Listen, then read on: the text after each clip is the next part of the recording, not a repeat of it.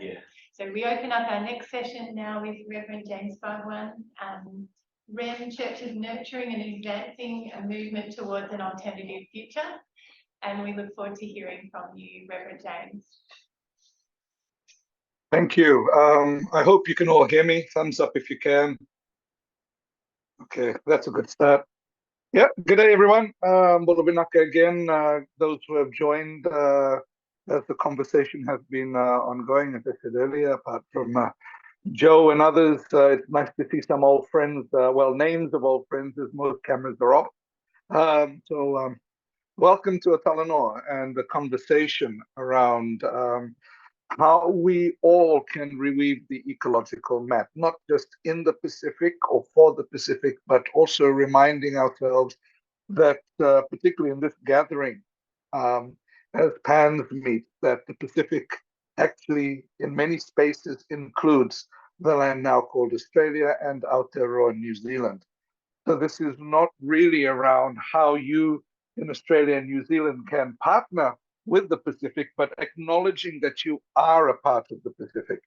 The history of the work around the reweaving of the ecological map, as Cliff has shared, is really spoken about the recent rethinking. And when I say recent, I'm talking about the last 60 years.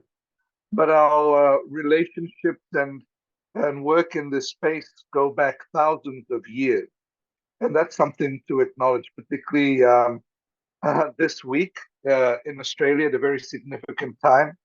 But also as we continue to see movements of engaging and learning from First Peoples in Aotearoa, New Zealand, and other parts of the world.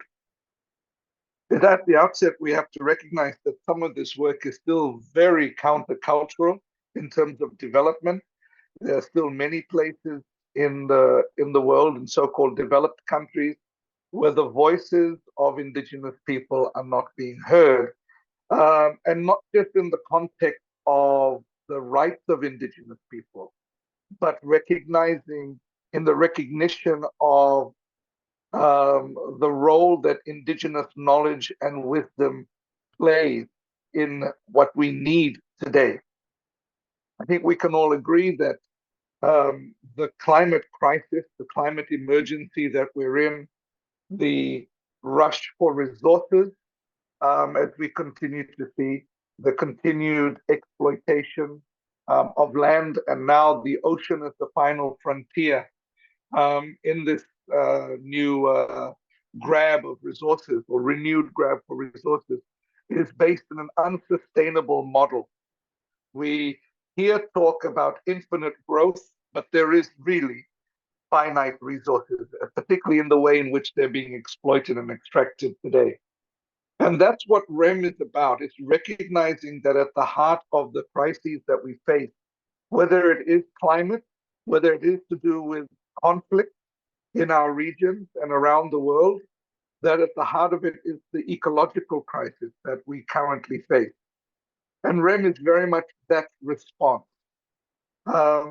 REM is the result of churches, academia, conservationists, artists, political activists, civil society, young people with a vision and trying to figure out what's happening and what their future looks like.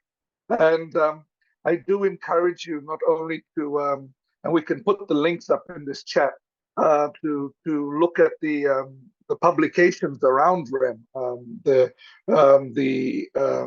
alternative ecological framework for development, of which Cliff is the pivotal person in developing that alternative framework.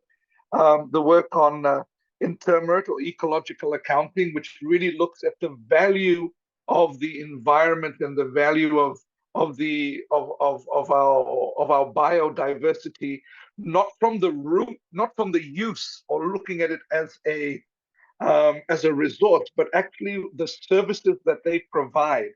So their value, calculating their value as intrinsic, part of the intrinsic value to the environment. And we only realize that now. when we are in the middle of this, global crisis, both in terms of planetary health, but so many other spaces as well. I'm sure we all are aware of the Native American First Peoples saying that, it's only when the last tree has been cut, when the last river has been dried up, when the last buffalo has been killed, that that we will realize that you cannot eat money, and the understanding that we need to move away from GDP as a definition or indicator of development into well-being. And I'm very grateful for the work that Cliff has been doing in that space. And so we recognize that REM, that started off as a project with the Pacific Theological College's Institute for Mission and Research, and then has, as that project did its work in bringing together thinkers, artists, thinkers and doers and beers, as we can say, and publications were developed and conferences were done. As the project ended, the question that many of us asked, and we continue to look at that in the development space: when projects end, what happens then? And we recognize that most project funding is often in a 2-3 year cycle. But all of us recognize in this space that real social transformation, real change in societal change is generational. And so how do we sustain that? And how do we recognize that when we're talking about collaboration and when we're talking about collective action, that when people bring their heart and soul into something, we can never say that there is real ownership by an institution. So PCC, when the initial project for REM was concluding with PTC's Institute of Mission and Research, there was a retreat at the beginning of 2020, and I recognize some people. I think Bronwyn was still with Uniting World at that time. I think Alicia may have been also, when we had those discussions about where to from here. And the ideas were to take it to the Pacific Festival of Pacific Arts and Culture, to engage with Pacific leaders at the Pacific Island Forum, etc. And and then people would work in different spaces. Of course, COVID happened, and we moved more into the publications than anything else. And now is the time when borders have reopened to do a remapping of where we are. So we recognize that the strands that we seek to look at, there are common strands in each of our Pacific Island countries, in each of the agencies and collaboration groups that work together, and also that it's not just, while we look at from a theological or spiritual perspective, we look at the oikos as the household of God, while we recognize that there is one community that we are referring to here, while we look at the recognition of the strands of ecology, economy, and ecumenism that are woven together in the work that brings all of us together here today. There's also recognition that each community is in a different place when it comes to addressing the issue of development. So how do we take this process that has been developed, this methodology that has been developed, this reweaving, unweaving, and reweaving process into each of the communities in which we engage in? ECC has 32 member churches, 33 member churches and 10 national councils of churches. This year at our General Assembly, we will be receiving an application for membership from the Anglican Church in Australia, from the National Council of Churches in Australia. We already have partnership with churches and ecumenical organizations in Aotearoa, New Zealand. We will be receiving also from the islands in Hawaii. And so our map is getting big, but we also recognize that sometimes it's not just one big giant mat that we're weaving on, that the mat is actually broken up into many mats. In our communities, when we sit on the mat, if you look at many communities, and many of you have been to our indigenous communities for your work, when we sit down, it's usually one big mat with many other mats. So if there's not enough space on the mat for people to sit, they just bring other mats, lay it on top, and the mat grows. So in this way, there is work for all of us to engage in. And that's why instead of having a nice sort of neat project to present as a proposal for us to engage in, we want to get involved with the issue of how do we turn this into a movement of community, a movement of organization, because we're looking at societal change. And we need the ownership to be taken on board by the community as much as it's by us in these more privileged positions of having funding, of being organizations and the work that we do. And so, Cliff has described the process, described the understanding of REM. And if we look very broadly um, at the strands or the different even mats that we need to reweave. We have, of course, spirituality, the role of the church, and the reweaving that also needs to take place within faith communities, the development space. And of course, we have Cliff and Wilfa going to Akron this year and having a session there. And the 2019 Akron conference, I had the pleasure of perhaps introducing the concept of REM at our intervention from PCC. There is the education component, how this fits in with theological colleges, with universities in Australia, in New Zealand, in Aotearoa, the role of the Pacific Theological College that is becoming transitioning to become a Pacifica Communities University, and the area of arts and culture, because this is not just a development work. We're talking about, as the principle of the PTC often says, it's a whole of life approach. The very act of weaving is an act of culture, is an act of art, as well as a practical aspect as well. So recognizing that there are different languages and different forms of expressing this rethinking of development that we are looking at. And so there is work to be done in terms of developing a more collaborative approach.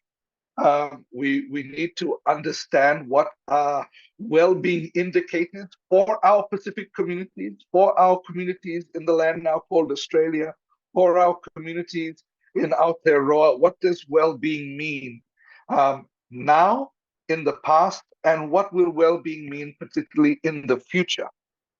One of the things that this weaving and reweaving challenges is our siloed approach to development. And that's something we continue to struggle with here in the Pacific as different agencies and actors work in this region. And, the climate issue, climate justice or gender equality, we are struggling sometimes to keep up with all the different players that keep coming into our region to do work which is ostensibly for us and not with us.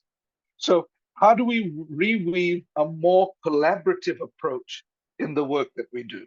And I want to acknowledge PAN in this approach. I want to acknowledge CAN in Australia in these approaches and these conversations that we've been having. But how do we go beyond just some of these small groupings? How do we bring the issues of ecological development to the issue of climate change? The next few years will be very crucial if Australia is going to host COP31. How do we take this alternative to the world. And this is our opportunity. If this is if what we're hearing about Australia facilitating a Pacific COP, how is this gift, this basket that we are weaving as a resource for the world, how do we actually present this to the world as a viable alternative to what we are seeing? This year, we continue to look at the issue of not only civil society, but churches as development actors in their own right. And this is something that our group that's meeting in Melbourne is looking at, in terms of those that are church agencies, but also recognizing that Pacific churches are development actors in their own right. And rather than just looking at localization in terms of implementation of projects, what does this mean in terms of developing capacity for the project, all these things to come from the Pacific, and to guide our leaders in the churches and in faith communities to be able to be very strong advocates on the issues of development, recognizing that we are all at different stages in this work, but that this comes from a grassroots level and moves up.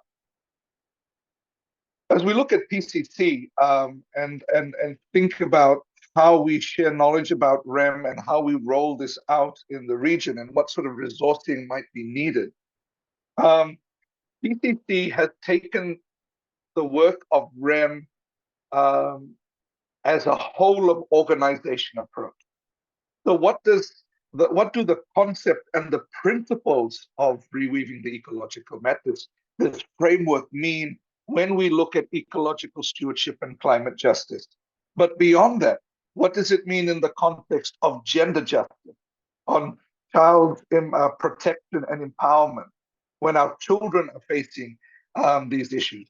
Earlier this quarter, or just actually at the end of the last quarter, when we had our annual PCC executive committee meeting, the conversation, and this has come from our member churches over the last year or so, around the development of materials on these key issues for children through Sunday school.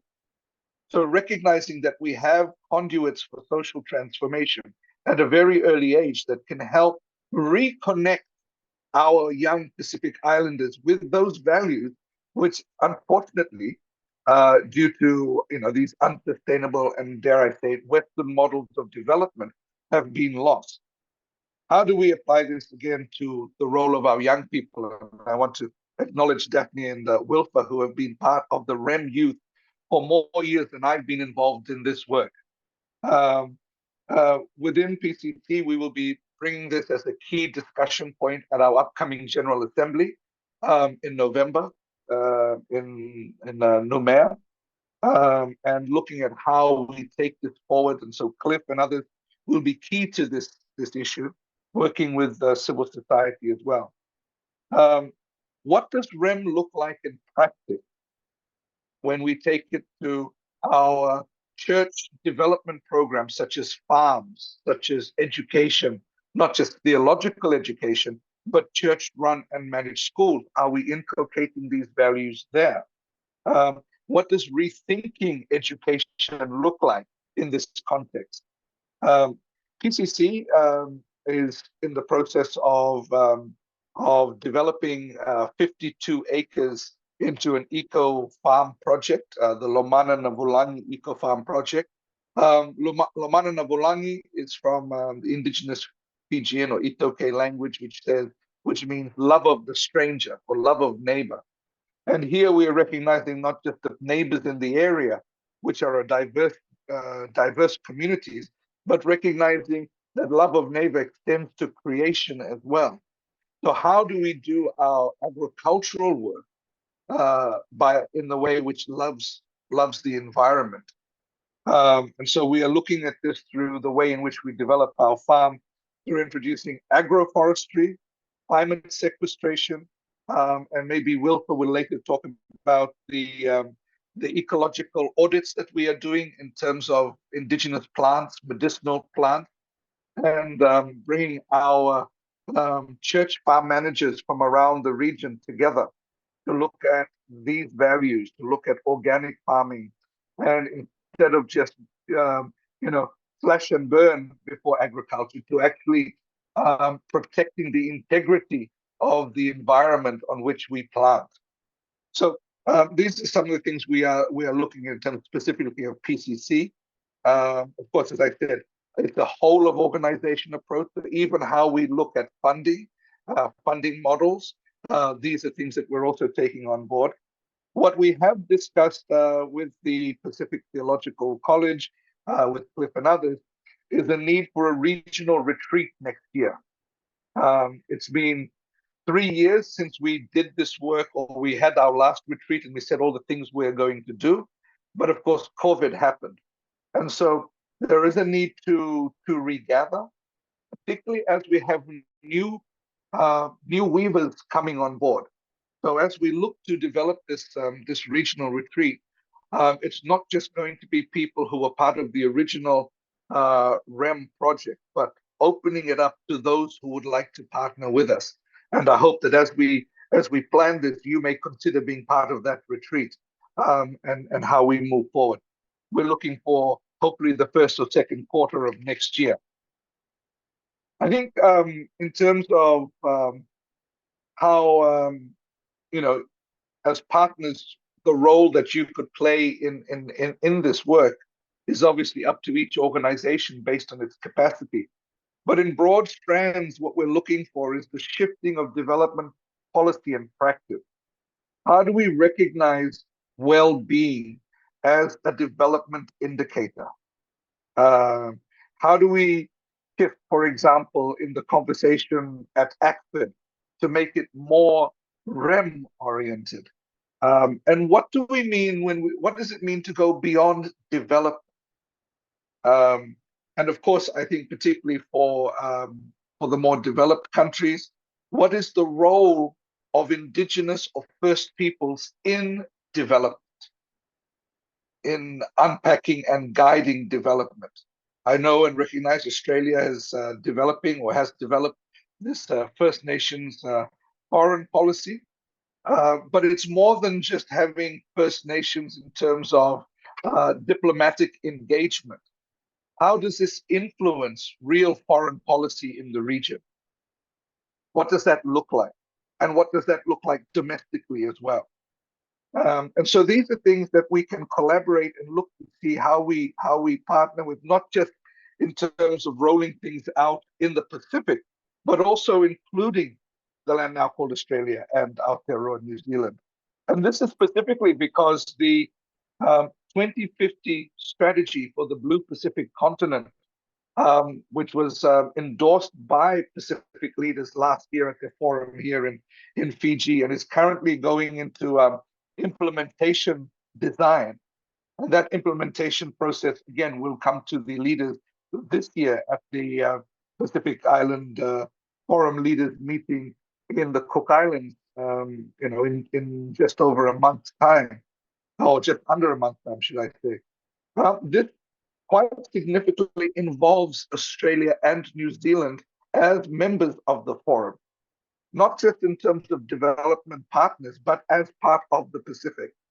And so we have worked very hard over the last 3 years in the design, in the development of the 2050 strategy, as churches, as civil society together from the region, to ensure that the key principles of REM are embedded in the 2050 strategy. This was something that was missing from the Pacific Plan, from PETA and PETA Plus, and now we have these things, these tools, or these windows of opportunity within the 2050 strategy that we really need to strategically, engage on. And so these are areas in which we can engage in as well. And finally, perhaps in the context of PANS and ACT Alliance, how is REM a gift to the broader ACT Alliance family? There are many of us that work in multiple spaces. How do we take this into those spaces and offer that as a methodology for engaging on many of the crucial issues that we do engage in? Um, that's my sermon for today, Cliff and friends. It's been starting, midweek sermon perhaps is what we needed. And I'm open now to what if there's any questions that you have for us or for PCC. But also the question is, where do you see yourselves engaging in this process? And it doesn't have to be taking on and developing a project. It could be resourcing some of the projects that have already been identified. But it would be good to hear back to see where some of you might be thinking already, where this resonates with strategic plans that have been developed or strategic plans that are being developed. Thank you so much.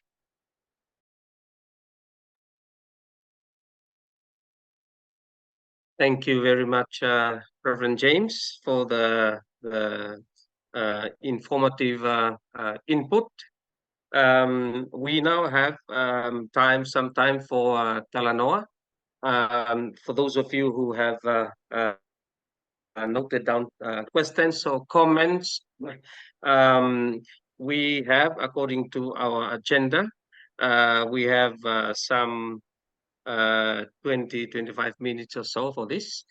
We were hoping also to have breakout rooms, but I don't think we can accommodate that. So it will be more fruitful, I think, if we let the time now open for responses, for feedback, for questions, comments.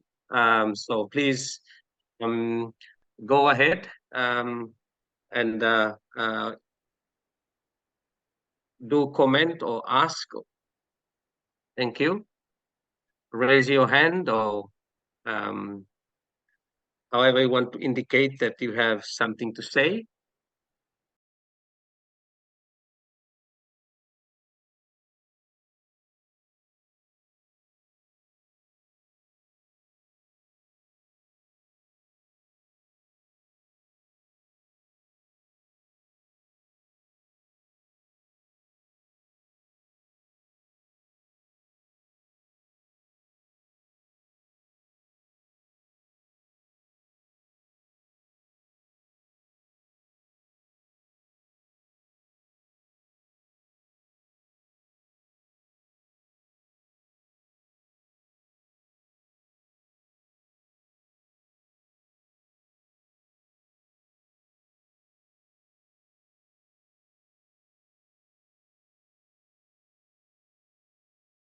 I can start, and Reverend James, you can come on board also. We have our youth reps there. We in REM, with the 9 well-being indicators have been identified as part of this reviewing the ecological map framework. And so yes, we have the 9 indicators, and from this way I also talked about. I will briefly go through this again in the last presentation for today. When we presented them in the first training, there was a few very helpful comments, and so we have reworked the indicators, consolidated them a bit. And so, yes, we have those. And also, I will try to point out at the final presentation, but in the simple answer for now is that, yes, we working on an index for measurement, so that there'll be an index, a matrix, and of which, of course, will involve numbers, carefully crafted matrix through sets of questionnaires and survey in order to come up with the relevant data. So at this point, that's how what I want to say, and then say a bit more about that in the final presentation. Reverend James? Yeah, I was just going to point to Cliff. I think this is the key issue for us is the development and the ongoing engagement on the well-being indicators. And here we would need to not only look at the well-being indicators from a so-called developed perspective, but what they also mean from the cultural and spiritual perspectives as well. So, this holistic approach. One of the challenges when we go into communities to talk about REM and development is to recognize that people have their own understanding of well-being and how that connects with our conversation. So, when we go into a community, it's the re-education process around the practice that they have and the practices that they may have given up to accommodate more extractive types of so-called development projects. But these indicators will be the key role in helping people understand the shifts that need to take place. So we're looking forward to the updated lists from Cliff and bringing this in. And so Cliff will be presenting at our General Assembly, and this will be where we unpack them for our churches. Thank you. Me, I think where we're at the moment is we're taking this back to our General Assembly. We were asked to perhaps sail the REM ship or REM canoe a little bit after we had already developed our strategic plans, and that's why we made it a whole of organization capacity work. But we would really need to look at someone to coordinate the work. And so we would be looking at perhaps setting up within our ecological stewardship and climate justice program an additional desk for coordinating REM. Wilfer, who's in on this call, is our ecumenical enabler for ecological stewardship. And basically, he has been given the task of being our point person on REM work. But there's also a lot of work that we need to do internally within PCC as part of our work on REM, as opposed to the more broader movement.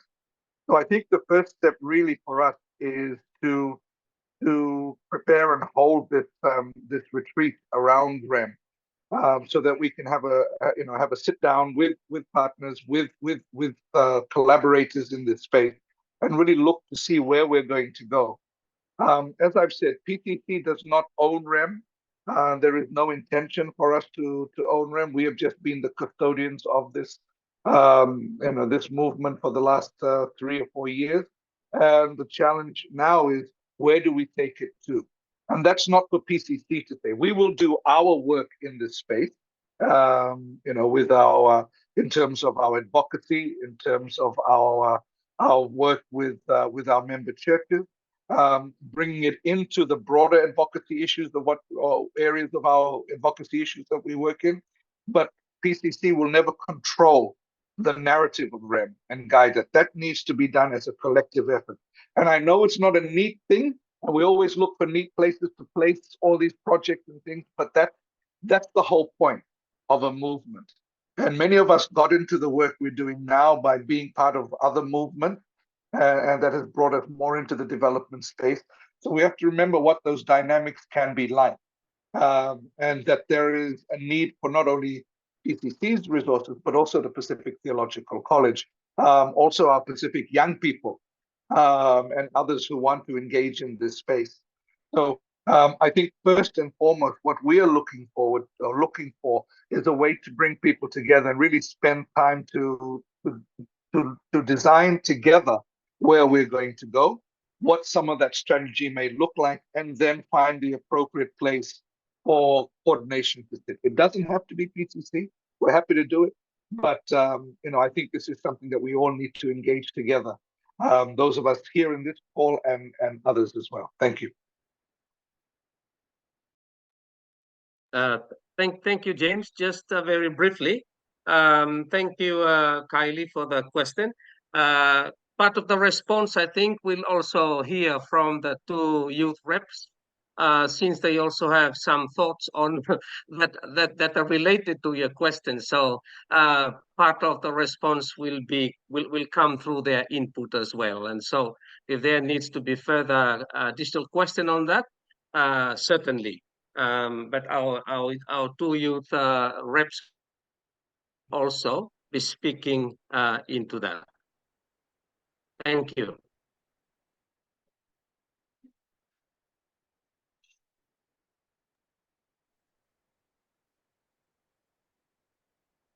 We still have about 10 or so minutes.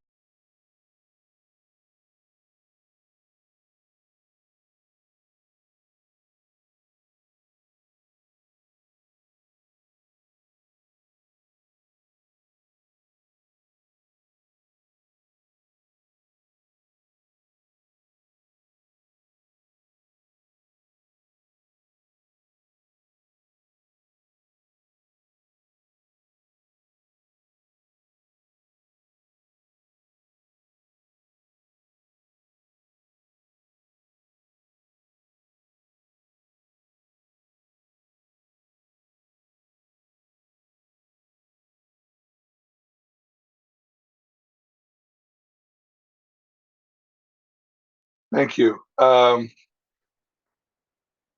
Each church is in a different space when it comes to these issues.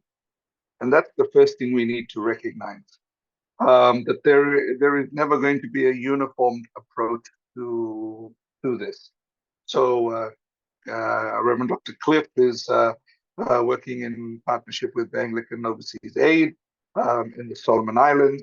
We are trying to do our part in terms of engaging with our member churches here in our churches that are based in Fiji. But I also want to acknowledge that, for example, in Mauhi Nui, the Etaratia Porotani Mauhi, the Mauhi Protestant Church, which is in what you know as French Polynesia, has been practicing these values and guiding their church in this direction already as part of their self-determination process. And so what we're seeing is really not only the transformation that needs to take place, but there are aspects of affirmation that we can see by those churches that are already trying to do these things in the context of self-determination. We can see this also in Kanaki, New Caledonia. If you go to the Église Protestante Kanaki Nouvelle Calédonie, the Kanak Protestant Church, their agricultural training college is already trying to take those values of REM into its work as a training agricultural college. And trying to revive things as simple as reviving the use of yam, reintroducing yam back into the local diet, because the French cuisine has taken over the diet of people in Kanaki, right? So, what you call French fries, they just call fries, right? Because it's French. but understanding that that there is a need to look at some of these things. If you go to I attended the Maui Protestant Church's annual synod this morning, and you know what, we're often sometimes celebrated, sometimes criticized in the Pacific in terms of the amount of food served at our gatherings. Well, you might have been shocked when you went to the Maui Protestant Church gathering, because taking those understandings that we have had, and as I said, as Cliff has introduced, REM has come about after rethinking for some time. So already we can see some of these processes taking place where when they have their synod, the focus is on spiritual strengthening as well as healthy physical strengthening. And so the diet is simplified because there is a time for them to engage in taking herbal medicine to strengthen immune systems, etc.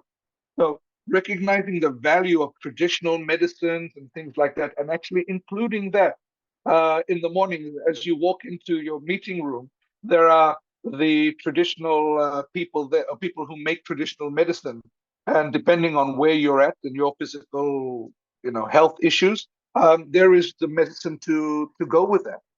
So we have churches at different levels, and some of it is about sharing the ideas and concepts, but also about how things are done. And that's why for us at PCC, our focus has really been on our eco farm project, where we're setting up our eco schools and other things, so that we can model these changes and share it back with the community. And this has been very well received by our Pacific Church leaders and by our executive committee. So, the conversation on where each of our member churches is really needs to be had, and we'll be doing that at our General Assembly. Thank you. Okay, thank you very much, James. I think that for the good response. What I'm going to do now is just to wind up as we move towards our very brief short break. Um, so I just want to say, first of all, I completely agree with James in what he said. We have a challenge of where the churches are positioned at the current time. Number two, the governance, the the systems, bureaucracy of the churches that slows down things quite a fair bit. Um, but Number three, there is openness, as James has said. Also, there is an openness from churches to move forward with this. The speed at which this happens is very much influenced by the church bureaucracies, by the church decision-making processes, by the church personnel, and those kinds of issues. What I know is that, for example, my church, we are really hoping that soon we will roll this out with some funding that have already been secured, for example. So I think that's just in addition to what James has said. Finally, thank you everyone for the first round of comments and questions.